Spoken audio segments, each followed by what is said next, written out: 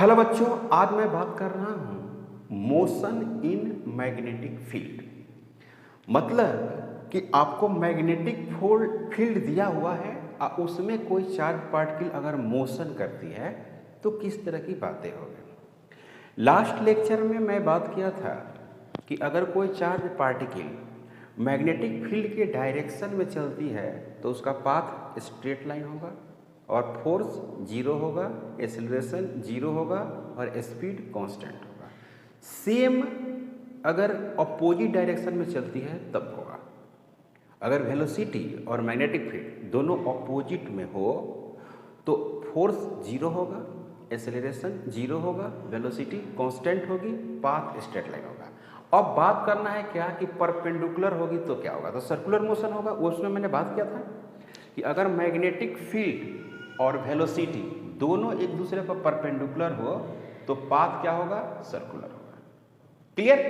Good. Okay, तो हम क्या करते हैं कि मान लेते हैं कि इस तरह से मैग्नेटिक फील्ड दिया हुआ है। तो इस तरह से जब मैग्नेटिक फील्ड दिया हुआ रहता है तो आप जानते हैं कि उसका डायरेक्शन किधर है, डायरेक्शन इनटू द पेज है। डायरेक्शन क्या है, इनटू द पेज, अंदर की तरफ है। अब कैसे इस बात को हम लोग प्रूफ करेंगे कि क्या ये सच में सर्कुलर मोशन होगा या नहीं होगा। तो यहाँ पर B जो है वो मैग्नेटिक फील्ड है और वो कहाँ है, अंदर की तरफ है, माइनस K कैप है। और Q जो है वो चार्ज है जो पॉजिटिव है, पहली बात। ठीक है। अब A यहाँ पर मान लेते हैं A, यहाँ पर मान लेते हैं B, और यहाँ पर मानते हैं क्या, C, और यहाँ पर मान लेते हैं D। तो यहाँ पर चार्ज पार्टिकल हम मान लेते हैं कि इधर जा रही है, सपोज दैट इधर जा रही है। तो F जो A होगा, एफ ए वो क्या होगा, Q होगा, और V क्रॉस कितना होना चाहिए, B होना चाहिए। ओके, इसको लिखेंगे Q, यहाँ पर लिखेंगे क्या, V I। तो I में ये माइनस है, मतलब कि माइनस I हो गया अक्रॉस B। तो B में क्या हो गया, माइनस K हो गया। ठीक है। तो जो एफ ए है वो कहाँ हो जाएगा, F A is equal to Q V अब बी। अब माइनस माइनस क्या हो गया, प्लस आई क्रॉस के। तो आई क्रॉस के क्या होता है, माइनस जे होता है। तो यहाँ पे जो फोर्स लगेगा वो इधर लग रहा है, यहाँ पर एक पॉइंट मान लेते हैं, उसके सेंटर की तरफ लग रहा है। अब बात करते हैं एफ बी का। देखिए एफ बी, तो यहाँ पर लिखते हैं क्या, एफ बी। तो एफ बी की अगर बात करेंगे तो Q V across B, cross B. तो यहाँ पर लिखेंगे क्या, क्यू लिखेंगे, वी लिखेंगे, और वी किधर है, माइनस जे में है, तो लिखेंगे माइनस जे अक्रॉस बी। बी किधर है, अंदर की तरफ है, तो बी को लिखेंगे माइनस के। तो ये क्या हो गया, माइनस माइनस प्लस, जे क्रॉस के। जे क्रॉस के क्या हो जाएगा, आई हो जाएगा, यानी क्यू वी और बी यहाँ पर हो जाएगा क्या, आई हो जाएगा। यहाँ पर एफ बी वेक्टर आ गया। तो यहाँ पर क्या हो गया, ऐसे। तो दोनों जो फोर्स लग रहा है सेंटर पर लग रहा है। तो ये वाला फोर्स पता है कहाँ लगेगा, यहाँ लगेगा। ये वाला फोर्स कहाँ लगेगा, यहाँ लगेगा। इसका क्या मतलब हुआ कि अगर कोई पार्टिकल चल रही है और उस पर जो फोर्स लग रहा है वो हमेशा क्या लग रहा है, एक ही पॉइंट पर लग रहा है, तो पाथ कैसा होगा, सर्कुलर होगा, सर्कुलर। तो पाथ जो हो गया वो हो गया सर्कुलर। Clear, path circular. अब जरा देखिए, तो क्रॉस है, समझिए क्रॉस अगर है मैग्नेटिक फील्ड इस तरह से, तो इसमें जो चार्ज पार्टिकल है उसका मोशन कैसा होगा, ऐसा होगा। जब चार्ज क्या होगी, पॉजिटिव। जब चार्ज हो गई पॉजिटिव तो इस तरह से चलेगी। कैसा चल रही है, एंटी क्लॉकवाइज। अगर चार्ज क्या होगी, निगेटिव, चार्ज होगी निगेटिव, है ना, तो ये हो गई क्लॉकवाइज। समझ में आया। अगर डॉट डॉट ऐसे दिया हो इस तरह से, ऐसे दिया हो, डॉट डॉट करके दिया हो, तो क्या होगा जरा समझिए। ये हो गई, चार्ज पार्टिकल इधर जाएगी जब चार्ज क्या होगी, निगेटिव, क्योंकि पॉजिटिव में ऐसे जा रही थी, सॉरी ये पॉजिटिव में अगर डॉट रहेगा तो इधर जाएगी, है ना। ये क्या हो गया, क्लॉकवाइज, और इधर जाएगी तो क्या होगी, निगेटिव। निगेटिव चार्ज पार्टिकल रहेगी तो इधर जाएगी, ये होगी क्या, एंटी क्लॉकवाइज। ये समझ में आ रहा है आपको। पाथ अक्सर पूछता है कि भाई पाथ कैसा होगा, तो पाथ तो सर्कुलर होगा। वेलोसिटी और मैग्नेटिक फील्ड दोनों एक दूसरे पर जब परपेंडिकुलर होगा तो पाथ होगा सर्कुलर। अब ये क्लॉकवाइज होगा कि एंटी क्लॉकवाइज होगा, ये समझना है। तो क्रॉस रहेगा और पॉजिटिव रहेगा तो कैसा हो गया, एंटी क्लॉकवाइज। इससे पकड़ लिया हमने, ऐसे घूम रही है तो माइनस कर देंगे तो इधर चली जाएगी, क्लॉकवाइज हो जाएगी। अब डॉट में क्या होगी कि प्लस रहेगी, देखिए यहाँ पर क्रॉस है और प्लस है तो एंटी क्लॉकवाइज, तो यहाँ पर डॉट है और प्लस है तो क्लॉकवाइज, और माइनस है तो एंटी क्लॉकवाइज। क्लियर, कोई डाउट नहीं, ओके। तो इस तरह से पूछा था क्वेश्चन, ऑब्जेक्टिव में पूछता है बोर्ड में कि यूनिफॉर्म मैग्नेटिक फील्ड दिया हुआ है, उसमें आपको पहचानना है कि भाई चार्ज पार्टिकल कौन पॉजिटिव है और कौन नेगेटिव है, ये पहचानना है। तो जैसे इस तरह से दिया हो, सपोज दैट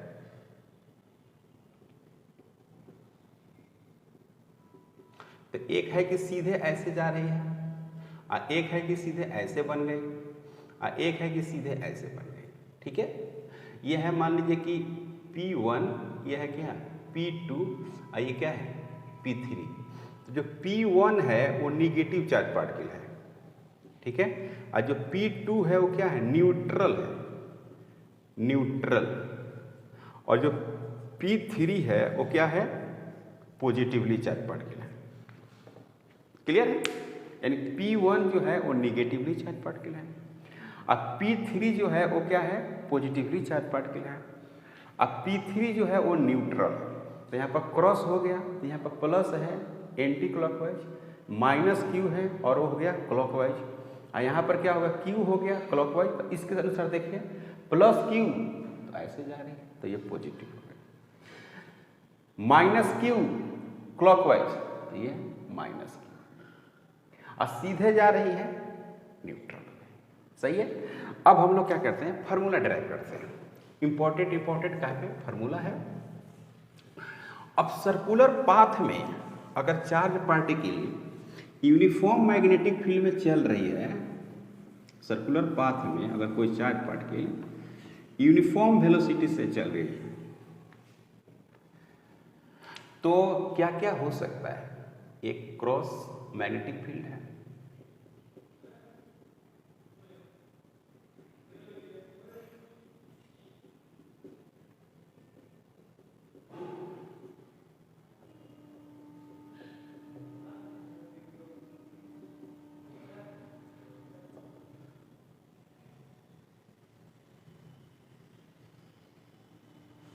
इस तरह से charge particle.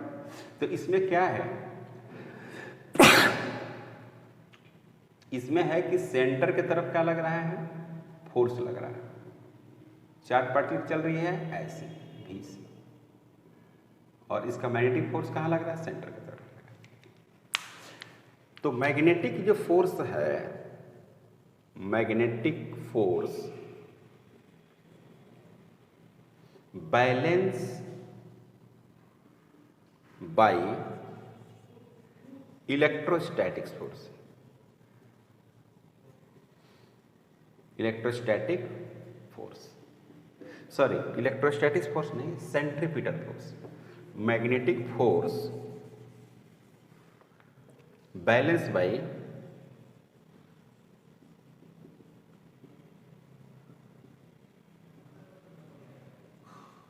Centripetal force. Clear. तो यहां पर क्या लिखेंगे, जो एफ जो बी होगा वो क्या होगा, एफ सी, यानी क्यू भी बी इजिकल टू एम भी का स्क्वायर डिवाइडेड बटे आर। तो ये भी से भी कट जाएगा तो Q B is equal to M into V divided बटे आर।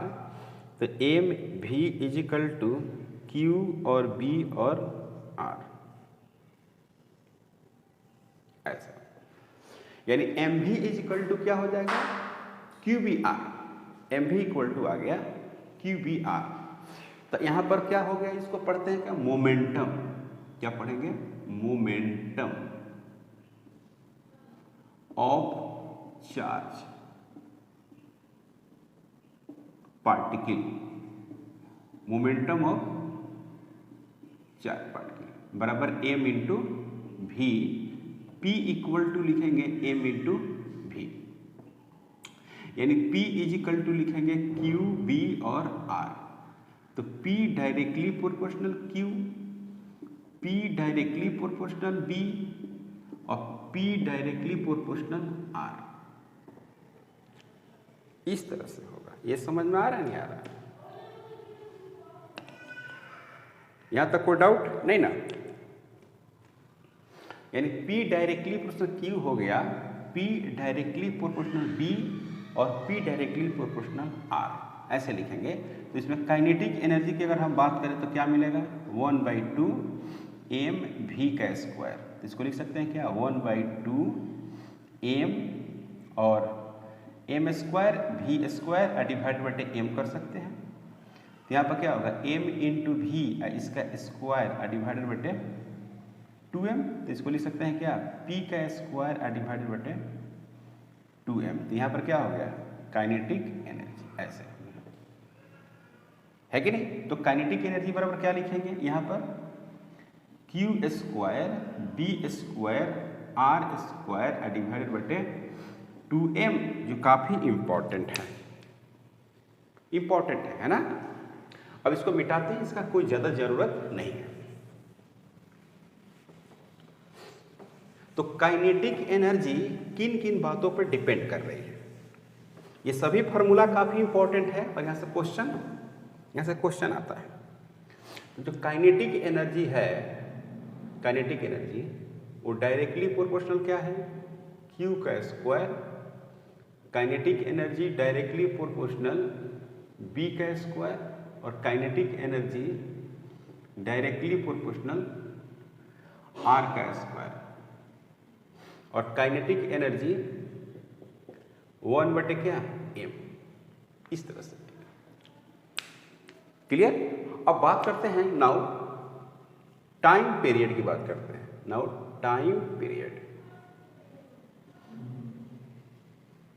तो t इज इक्वल टू क्या होता है, s बटे क्या होता है, v होता है। तो कंप्लीट टाइम पीरियड के लिए बात करेंगे तो s का मतलब हो गया 2 पाई r डिवाइडेड बटे क्या, v। अब v कैसे आएगा, एम भी is equal to Q B और r लिखते हैं हम लोग। तो v इज इक्वल टू लिखेंगे q और b और r डिवाइडेड बटे m, काफी इंपॉर्टेंट। तो t is equal to 2 pi r divided बटे क्यू बी और r डिवाइडेड बटे m। तो यहाँ पर r से r कट जाएगा, तो मिलेगा आपको t is equal to 2 pi m divided बटे q इंटू बी। इस तरह से क्लियर, यहां तक कोई डाउट नहीं। अब इसी में अगर आपको निकालना हो क्या, फ्रीक्वेंसी और एंगुलर स्पीड, अगर आपको कैलकुलेट करना है फ्रीक्वेंसी और एंगुलर स्पीड, तो आप टाइम पीरियड से कैलकुलेट कर सकते हैं, है कि नहीं? टाइम पीरियड के अकॉर्डिंग आप कैलकुलेट करेंगे। तो यहां पर क्या हो गया आपको, t इक्वल टू 2 पाई बटे क्या होता है, ओमेगा होता है। ओके, तो यहाँ पर क्या लिखेंगे, यहाँ पर लिख देंगे 2 pi omega is equal to 2 pi m divided बटे क्यू बी। ये और ये कैंसिल, तो ओमेगा इज इक्वल टू क्या हो गया, क्यू बी डिवाइडेड बटे m। ये हो गया एंगुलर स्पीड। अब बात करते हैं क्या, फ्रीक्वेंसी। तो फ्रीक्वेंसी की अगर बात करिएगा, इसको f से सिंबल देते हैं, तो f इक्वल टू लिखते हैं 1/t। तो f इक्वल टू 1/, और टाइम पीरियड क्या हो जाएगा, टाइम पीरियड हो गया आपका 2 पाई m बटे क्यू, 2 पाई m डिवाइडेड बटे क्यू बी। तो F equal to QB divided बटे 2πm। F equal to QB divided बटे 2πm। Frequency is equal to होगा QB बटे 2πm, जो काफी इंपॉर्टेंट है।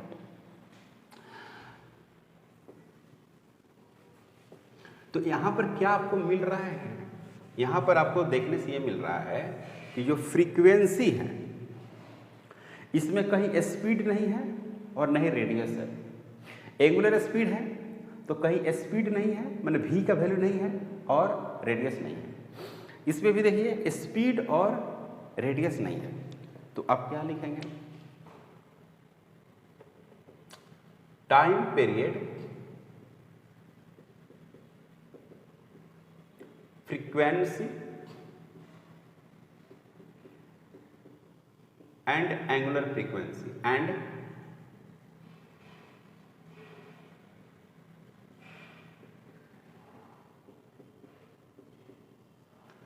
time period, frequency and angular frequency does not depends on radius and speed. Time period, frequency and angular frequency does not depends on radius and speed. मतलब कि radius और speed पे depend नहीं करता है। क्लियर? अब थोड़ा समझिए।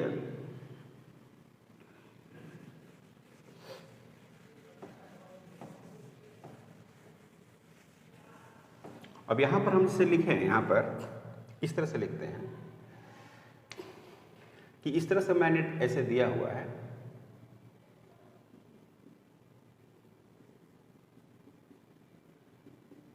और यहां से कोई 4 पार्टिकल को रिलीज कराए हैं, तो कोई ऐसे और कोई 4 पार्टिकल कैसे, ऐसे, है ना। ये मानते हैं कि P1 पार्टिकल है और ये क्या है, P2 पार्टिकल है। तो ये एरिया कवर करेगी ना, ये एरिया कवर कर रही है। तो कैसे निकालेंगे area? Area is equal to pi r का स्क्वायर, ठीक, पाई आर का स्क्वायर, ऐसे लिखेंगे एरिया का। अब आर कैसे निकालेंगे? एम भी is equal to Q B और आर, ऐसे लिखेंगे, आर लिखेंगे। तो अब क्या करते हैं जरा देखिएगा, r is equal to m v divided बटे क्यू इंटू बी। तो area is equal to pi r square, मतलब कि एम भी डिवाइडेड बटे क्यू बी इसका स्क्वायर, ऐसे लिखेंगे। तो ऐसे लिखने के बाद आपको कैसे मिलेगा जरा समझिए।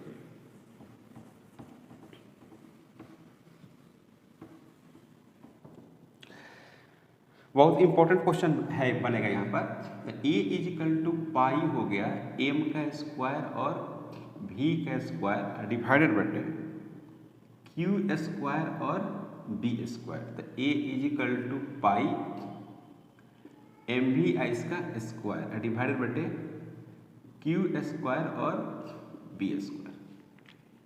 क्लियर? दूसरी बात कि जो काइनेटिक एनर्जी जो होती है वो क्या होती है, m इंटू भी इसका स्क्वायर डिवाइडेड बटे 2m, ऐसे लिखते हैं कि नहीं लिखते हैं? तो आप यहाँ पर लिखेंगे क्या, area is equal to pi 2m into kinetic energy और डिवाइडेड बटे q का स्क्वायर और b का स्क्वायर।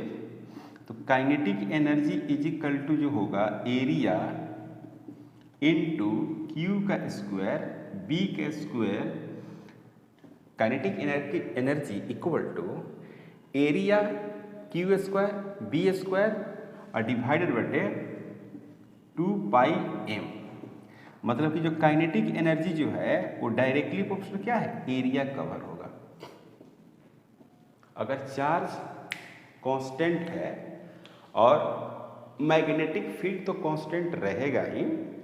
अगर चार्ज कांस्टेंट है तो चार्ज अगर कांस्टेंट होगा मतलब कि सेम चार्ज पार्टिकल होगी, तो मास भी क्या होगा, सेम होगा, और बी क्या है, कांस्टेंट है। बी मैग्नेटिक फील्ड है जो कांस्टेंट है, तो जो काइनेटिक एनर्जी है वो डायरेक्टली प्रोपोर्शनल क्या है, एरिया हो गया। काइनेटिक एनर्जी डायरेक्टली प्रोपोर्शनल क्या हो गया बच्चों, एरिया कवर्ड, है कि नहीं। तो जिसका एरिया ज़्यादा होगा उसका काइनेटिक एनर्जी क्या होगा, ज़्यादा होगा। जैसे मान लीजिए ये A2 है, सॉरी इसका नाम A1 है, इसका नाम A1 और इसका नाम क्या है, A2। A1 है और A2 है, इसे मिटा देते हैं। अगर मान लें कि A1 है और एक जगह क्या दिया हुआ है, A2 दिया हुआ है, तो इसका हम कैसे पता चलेंगे कि किसका काइनेटिक एनर्जी ज़्यादा है। तो अगर मान लीजिए कि इफ, यहाँ पर मानते हैं कि इफ A1 जो है वो बड़ा है क्या है, A2 से, तो यहाँ पर क्या होगा, काइनेटिक एनर्जी फर्स्ट का बड़ा है काइनेटिक एनर्जी सेकेंड से। That is speed of P1, speed of P1, बहुत सारी चीजें बताई जा सकती है। Speed of P2, speed of P2। P1 का जो स्पीड है वो P2 की स्पीड से क्या है, ज़्यादा है। इस तरह से आप लिख सकते हैं। ओके, अब जरा समझिए कि हम लोगों ने पढ़ा कि अगर कोई charge particle uniform magnetic field में चलती है परपेंडिकुलर, तो उसका पाथ सर्कुलर होगा। और जब पाथ सर्कुलर होगा, जब पाथ क्या होगा भाई, सर्कुलर होगा, तो जाहिर सी बात है उसमें रेडियस आएगी, है ना, टाइम पीरियड, फ्रीक्वेंसी आएगी, काइनेटिक एनर्जी आएगी, मोमेंटम आएगी, तमाम चीज़ें आएगी। ये सभी चीज़ें हमने कैलकुलेट किया है, ठीक है। अब इसी में पढ़ना है कि जो थीटा है मैग्नेटिक फील्ड और वेलोसिटी के बीच, वो परपेंडिकुलर न होकर कुछ एंगल हो। ओके, मान लीजिए कि थीटा का वैल्यू जो है, नेक्स्ट है कि व्हेन थीटा जो है ग्रेटर देन 0 और लेस देन 90, और theta not equal to 180 degree, ये भी नहीं होना चाहिए। मतलब कि 0 डिग्री भी नहीं होना चाहिए, 90 भी नहीं होना चाहिए, और 180 भी नहीं होना चाहिए। तो मान लेते हैं कि देखिए ऐसे है, इस तरह से मैग्नेटिक फील्ड दिया हुआ है,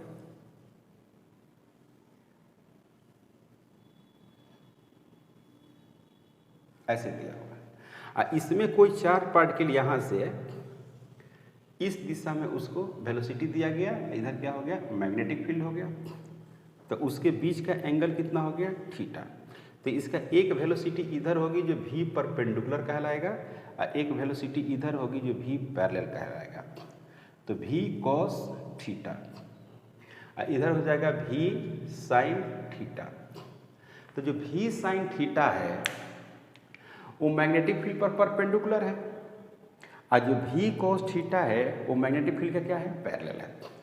तो जब मैग्नेटिक फील्ड के पैरेलल होता था वेलोसिटी, तब फोर्स क्या होती थी, 0। तो इसके चलते फोर्स क्या हो जाएगा, 0। तो ये चाहेगा कि चार्ज पार्टिकल को हम सीधे स्ट्रेट लाइन में लेकर चलें, क्लियर। और ये जो V परपेंडिकुलर है वो क्या है, V sin थीटा, जो परपेंडिकुलर है मैग्नेटिक फील्ड पर। तो ये चाहेगा कि हम पूरा सर्कुलर पाथ बना दें, कंप्लीट सर्कल बना दें, और ये चाहेगा कि हम सीधे लेकर चलें। तो न ये कंप्लीट सर्कल बनेगा और न ये स्ट्रेट लाइन चलेगा। ये कैसे चलेगा, हेलिक्स, यहां से स्टार्ट होगा चलना,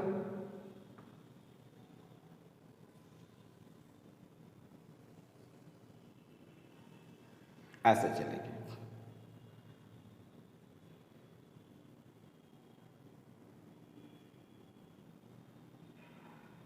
इस तरह से चलेगी। समझ में आए बात।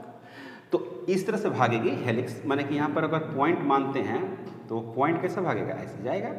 ओके, ये दो पॉइंट के बीच मान लें कि ये P है और यहाँ पर क्या है, Q है, इसको हम लोग पिच नाम देते हैं। क्या नाम देते हैं, पिच, PITCH, ये पिच है। इसको क्या नाम दिया गया है, पिच नाम दिया गया है। तो पिच जो हो गया, पिच, इसको पी सिंबल देते हैं, और ये क्या है, distance between two centres, distance between two centres. Okay, ये वाला बात है। तो अब इसमें क्या होगा कि ये वाला तो नहीं इंक्लूड होगा, भी cos थीटा इंक्लूड नहीं होगा। क्यों नहीं होगा? क्योंकि इसलिए नहीं होगा क्योंकि ये फोर्स 0 देगा। जो भी cos थीटा है उसके वजह से फोर्स क्या होगा, 0 हो जाएगा। तो यहाँ पर लिखेंगे क्या, टर्म बराबर हम लोग क्या लिखते थे, P बराबर m इंटू क्या लिखते थे, v लिखते थे। तो अब जो P होगा वो m v और क्या होगा, साइन थीटा होगा, m v साइन थीटा। यानी कहने का मतलब है कि क्यू बी जो r होता था वो क्या हो गया, m v साइन थीटा होगा। इस तरह से वैल्यूज आएगी। Q v r is equal to m v sine theta आएगा। तो आर इसका अगर हम रेडियस निकालें, रेडियस, तो यहां पर होगा m v sine theta, r is equal to m v sine theta divided बटे q into b radius. Okay, अब ये हो गया मोमेंटम, ये मोमेंटम है, मोमेंटम। और पिच निकालने की अगर बात आएगी तो पिच में क्या होगा, पिच में कि v parallel into T, v parallel into T. तो टाइम पीरियड जो हम लोग पढ़े थे उसमें था कि स्पीड पर डिपेंड नहीं करता है। तो यहाँ पर क्या लिखेंगे, v cos theta into 2 pi m divided बटे q और b, ये आएगा। ये हो गया आपका पिच का वैल्यू। पिच इक्वल टू ये मिलेगा आपको, v cos theta into 2 pi m divided बटे क्यू बी, और पाथ जो होगा वो होगा हेलिक्स।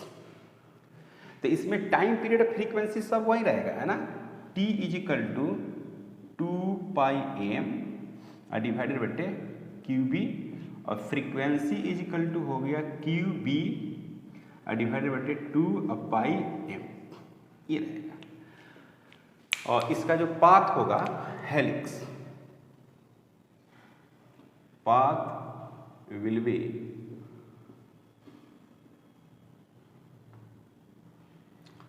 हेलिक्स, पाथ होगा वो हेलिक्स होगा, काफी इंपॉर्टेंट है। क्लियर? तो आज हम लोगों ने पढ़ा motion of charge particle in magnetic field, यानी मोशन इन मैग्नेटिक फील्ड। तो कहने का मतलब है कि किस डायरेक्शन से उसका मोशन होना चाहिए। तो मैग्नेटिक फील्ड और वेलोसिटी परपेंडिकुलर, तो पाथ सर्कुलर होगा, सर्कुलर में देखे आप रिजल्ट निकाले थे।